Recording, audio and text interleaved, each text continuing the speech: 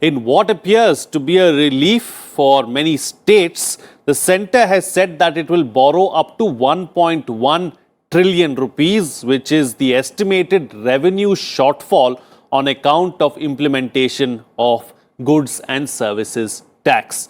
The centre will then lend the money to the states under a special window. The extra fundraising was reflected in the borrowing calendar released by the RBI and the Finance Ministry. The centre borrowing on behalf of the states is likely to ensure that a single rate of borrowing is charged, and this would also be easy to administer. In this edition of The Big Picture, we will analyze the issue of GST compensation shortfall. Joining me on the program today are Shrikant Baldi, former Chief Secretary, Himachal Pradesh. Also with me on the program today, A.K. Bhattacharya, Editorial Director of the Business Standard, and Charan Singh, CEO, eGrow Foundation. Thank you to all my guests for joining me on this edition of The Big Picture. Let me begin the program with you. It's been an interesting week really as far as GST issue of compensation and borrowing is concerned. You know, the 42nd GST Council meet took place and concluded a couple of days ago, after which the Finance Ministry addressed a press conference. There were a few finance ministers from some of the opposition ruled states were upset with what happened then. But now it seems like, everyone has accepted this decision of the centre borrowing the money and then passing it on to the states to address this issue of compensation shortfall. Yeah, yes, I think, since the holding of the 42nd meeting of the GST Council on 8th of October, quite a few developments have taken place. Initially, there was this idea of rupees 68,000 crore of money to be given as a borrowing for the states.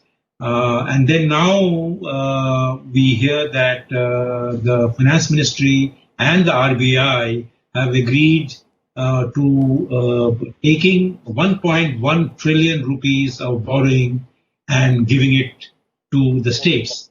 Now, I think it's a good move because it resolves a contentious issue, at least for the time being. But we need to understand what has really happened. What has really happened is that the procedure of borrowing has been changed in a sense that it is still not considered as central borrowing because it will not be reflected in the centre's fiscal deficit.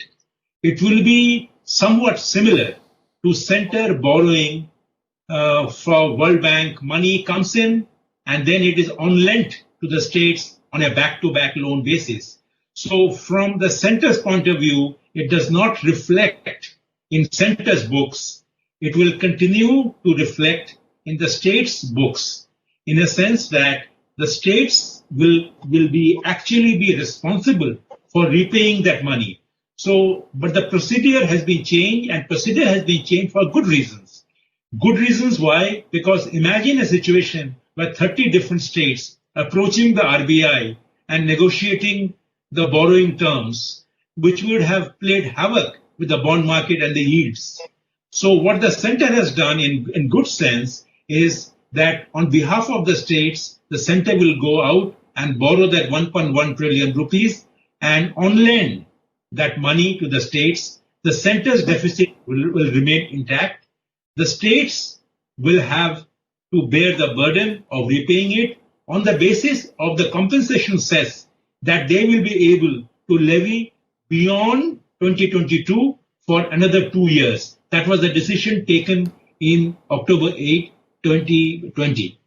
Now, the critical question that is still not been resolved is whether the states, the borrowing limit will get enhanced, or this 1.1 trillion rupees, which is being on lent to the states, will be treated as additional borrowing, or whether they will be counted as part of the enhanced 5% of GDP borrowing limit or not. That is something the states had demanded. To recap, the states had asked for two things. One, that the centre must borrow, and the second, that the borrowing that happens should be an additional borrowing. And it is only after these two conditions are met, the states, the opposition ruled states had said that we will decide on how much money to be borrowed and all that. Now it seems that what has been decided is the procedure of borrowing has been settled, that the center will borrow it to keep the bond rate intact. Bond rates have actually reacted a little bit. In a sense, the yields have gone up marginally, but it has not really gone out of tune, seeing that the center will borrow it in one go. Sure. And the second thing is whether the borrowing it will be treated as extra borrowing or within the existing borrowing is something on which the jury is still out. Absolutely. All right. So, Mr. Baldi, I'd like to bring you into the picture now. So, how does this really help the states? What do the states get out of this? And does it make life a little easier for the states? Thank you very much for inviting me. As you know, yesterday evening, the government of India has taken a very important decision that they will be borrowing in place of the states asking to borrow in case of option 1, which they had provided in the 41st meeting of the GST Council. So it's a very welcome move. And I think, as Mr. Bhattacharya mentioned, this removes a big irritant between the states and the central government as far as how the GST compensation is to be collected, whether the states are to borrow or the central government is to borrow. Once the central government has decided, I think this is a great relief to the states, because the GSEC rate as far as the central government is always lowered by 50-60 basis point compared to the states. So this would be very, very good thing, and it would be a uniform rate of thing. And anyway, whatever interest and loan is to be paid is to be repaid from the GST compensation fund. So no burden comes on any state government as far as this loan taking is concerned. The second point which Mr. Bhattacharya was mentioning about the additional borrowing, what I have gathered from talking with my counterparts who deal with this matter in the GST, that this will be additional borrowing. Yesterday's communication also makes it clear that this would be in addition to 3% plus the additional Bharat Atmanirbhar borrowing which has been allowed by the government of India. So this would be additional borrowing, and so this is a great relief. And I think the GST Council will be moving in the right perspective of federalism, of consensus, which will now emerge from this. All right. Okay, points taken. I think we've clarified a few aspects there as far as these particular issues are concerned. Bringing Professor Charan Singh into the picture now. Professor, how do you look at all of these things? You know, initially we saw that the center wanted the states to borrow. There were certain states who threatened to take the center to court really as far as this particular issue is concerned. And now we see that the center has decided to borrow, 1.1 trillion rupees. And this is going to address several of the other issues like the two other panelists have mentioned as well. You know, this issue of a single rate of borrowing and many such factors. Actually, this has been a long debate, and it was rightly pointed out by my two other colleagues that this issue has been raking up for a couple of weeks now. Fiscal issues are not very easy to handle. If you look at the example of Maastricht Treaty, which brought Europe together, fiscal issues were very waxed, and they could decide on only two indicators: gross fiscal deficit, and under the Maastricht Treaty had to be 3%, and debt to GDP ratio had to be 60%. The fiscal pillar, they have still not been able to firm up. So fiscal issues are always very complex, and the way it has all panned out, I think has panned out very well. In the true federal structure, in the true federal spirit. This has been discussed back and forth, some states opposing it, the central government making their own position very clear initially, and finally yesterday conceding, saying, okay, we can go ahead and do this. This is the new way. Now you're right, the fiscal deficit of the central government will not get impacted. The borrowing is going to be done by the state. This is an additional borrowing, so it does not impact the regular borrowing calendar of the state governments. So all this is very perfect. The issue that I have in mind is that these sort of vexed issues on fiscal are going to come regularly and many times even hereafter. That is one. The other, given the situation that we were in or that we are passing through COVID, where the whole world acknowledges that this issue is not going to get resolved very soon and that this may take at least 2 more years to come back to normalcy, that is 2022. And there are estimates, if you had heard the debate yesterday, which happened on CNBC, where the MD of the IMF and President of ECB and the Finance Minister of Indonesia, they were all debating together. There is a worry that normalcy may take about 2025. So this is the situation. This sort of a situation that happened in India in GST is not just once. It's going to happen again.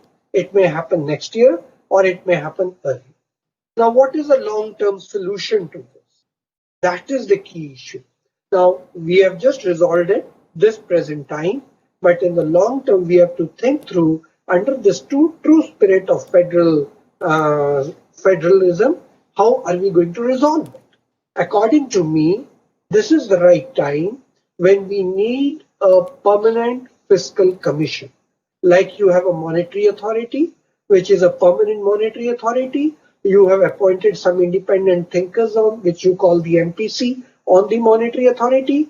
You similarly need now a permanent fiscal body which should be able to take care of these issues. The other thing, just imagine the amount of borrowing that is going to shoot up. This way or that way doesn't matter. 50-year bonds or now the GST bonds doesn't matter. The amount of borrowings that are going to shoot up, they have to come from the same market. And therefore, I think a time has come now to consider separating debt from monetary management. Right. There has to be a debt management authority which focuses on how much is being borrowed, at what rates they are being borrowed, what is the tenor under which they are being borrowed. You must have heard this term, the borrowing calendar. This is very important. It impacts the yield curve because the borrowing calendar not only decides the timings, it also decides the volume. And therefore, these issues are really very perplexed. And I think for the first time, we faced it and we have done it heroically. The central government has agreed to it. But for the future, we have to start thinking. And these are the two suggestions that I am making. Absolutely. All right. Points taken. I think there are some valid suggestions and they need to be looked into. Mr. Bhattacharya, talking about how these kind of issues are going to persist, because in the past as well, we've seen similar kind of issues cropping up as far as compensation is concerned, and they've been addressed from time to time. The GST Council itself has a dispute mechanism built in too. So probably we can talk about that as well and how important it is. Well, you have hit the nail on the head. In a sense that having resolved this issue in a certain way, we need to draw the right lessons because this is not going to be the last problem that the states and the center will have to deal with the next few years over GST. Number one, I would say is this, that the GST Council as a body needs to reclaim its relevance. My sense is the last couple of weeks' developments showed us that GST Council probably was not becoming the kind of a forum where these issues should be settled and discussed. Unfortunately, the proposals of the government came outside the forum of the GST Council. It did not come within the GST Council format. In my view, if you want to strengthen institutional mechanisms to resolve the GST issues, then they should be discussed in the GST Council, and for which this council is the most important and most relevant body. And these issues coming forward should be discussed in GST Council, and that probably is a good lesson to take from these developments in the last few weeks. The second point is the states must also become a little more practical and pragmatic. They must realize that the 14% annual growth rate in revenues is a little impractical in a post-COVID scenario, they must acknowledge that if COVID has taken place, then they must not insist on a 14% revenue growth from the next few years, because that is at least till 2022. So that is something that must be discussed, and the states must be pragmatic and generous and come forward to the center and say that compensation mechanism should be retained, but a 14% growth rate is something, as it is in 2017, my view was that 14% rate is a bit too generous promise that the center has made.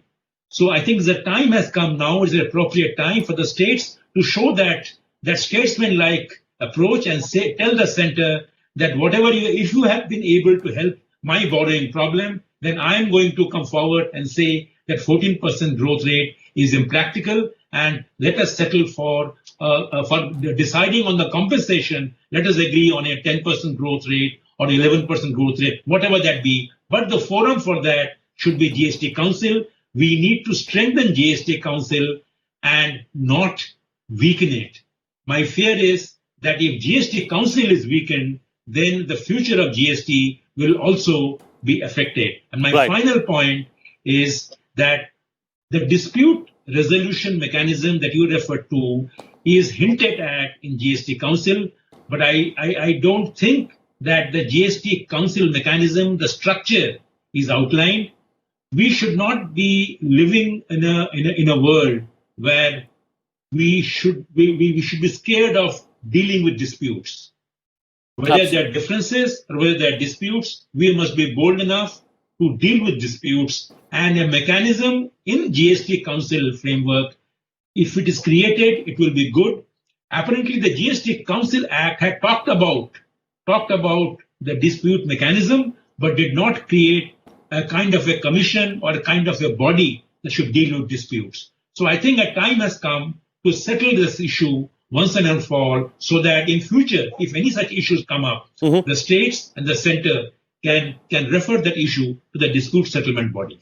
Absolutely. All right. So, Mr. Baldi, as far as long-term solutions are concerned, let's hear your views as well. We heard what the professor had to say. We heard what Mr. Bhattacharya had to say, that, more power needs to be given to the council itself, and the council needs to be far more relevant. What are your thoughts really on the best way forward as far as dealing with this and coming out with a short or a long-term solution? I have been fortunate attending some of the meetings where these decisions were taken by the GST Council. I was finance secretary that time. And the points which has been raised by the other two panelists are very, very important. There has to be some way where the future disputes are resolved in an amicable manner. The issue of having a separate dispute resolution body was discussed in many GST Council meetings. And it was also discussed when we were having the constitutional amendment. Actually, the earlier constitutional amendment draft had some provision of dispute resolution, which was not made part of the 101st dispute, constitutional amendment. The reason which was cited was that if we see the GST Council, it is headed by the Union Finance Minister, and it has all the state finance ministers as members. It is one of the highest body, and it has been empowered to take all the fiscal decisions pertaining to GST. So the council felt that if we have a separate dispute resolution, we are making a super body which is going to decide the sovereign functions like taxations.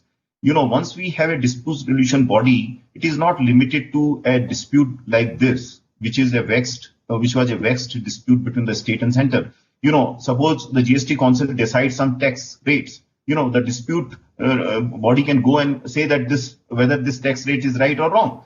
So the GST Council, I think, rightly decided that there should not be a separate dispute resolution body, and it was not made part of the GST Act and the Constitutional Amendment Act. But I think Professor Charan Singh is right that we should have a system, and as Mr. Bhattacharya has mentioned, there should be a system within the GST Council where whenever any VEX issue like this comes up, how this is to be resolved, there has to be a system where, in the true spirit of the federal system, where the states as well as the center meets and decide this. as on today, the system is that this is deliberated in the GST Council, and most of the issues are decided by consensus or this. At the same time, if there is a difficult decision, there is a provision of voting, and if there is a voting by 3/4 of the votes, then this can be passed. But any such decision where the states are, having a different opinion, it is better to decide by consensus or by having a mechanism within the GST Council to decide such issues. And that would be the right way in the true spirit of the federalism. I think the yesterday's decision is also in consonance with this, and the GST Council could work together on many issues. And the GST framework itself, the way it has been implemented itself shows that center and states have been able to come together.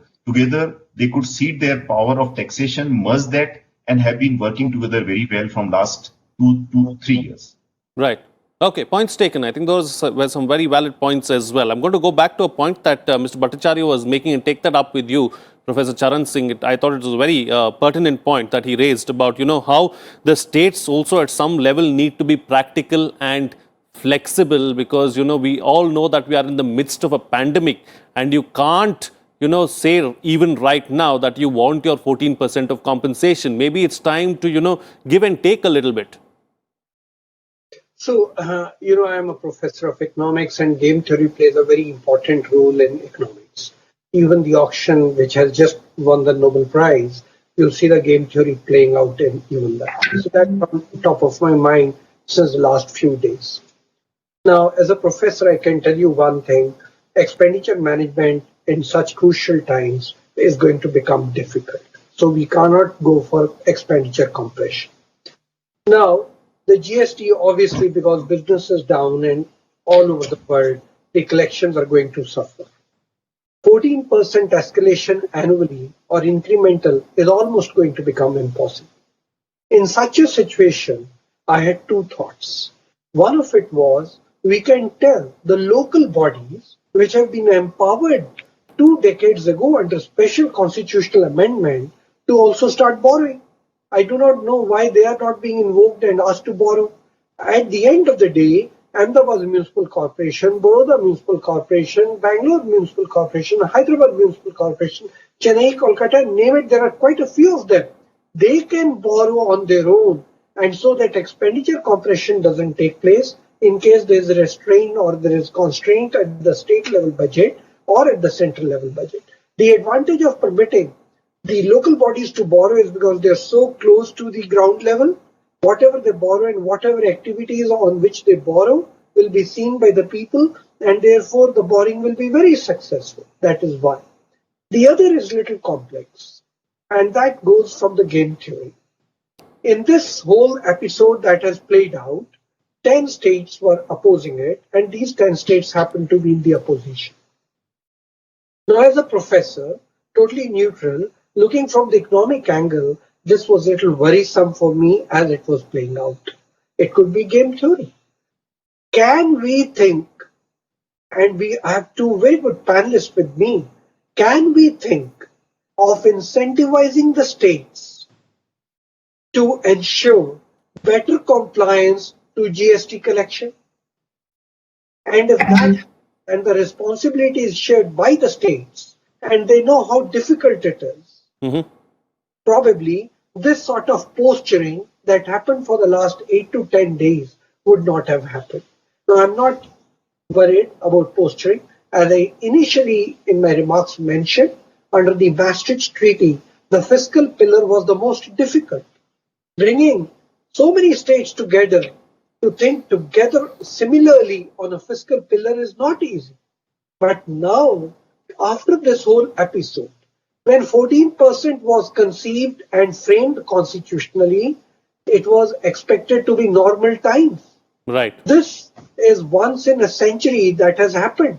This is not a normal time. So, continuing to emphasize that I should get 14% compensation, I think was little too harsh and not appropriate. Right. So, therefore, I totally agree with Mr. Bhattacharya. States have to be more prudent and pragmatic. And they have to think how they can accommodate And in that direction, I am making two suggestions. Ensure local bodies borrow more, and also find a way, incentivize the states, make them equally responsible or more responsible for GST tax collection. I would like to add Yeah, a please point go on ahead. Yeah, I'm going to get concluding remarks from all the panelists. You can start, Mr. Baldi, first with yours. Yeah, I would like to give a genesis of 14% increase. I was part of the GST Council meeting. You know, when the GST was being implemented, all the states had different point of views.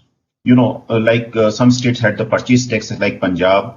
Many manufacturing states had CST as origin tax. So they were losing a revenue which was not being subsumed or which was not going to get to be received by them after GST, because GST is a destination tax.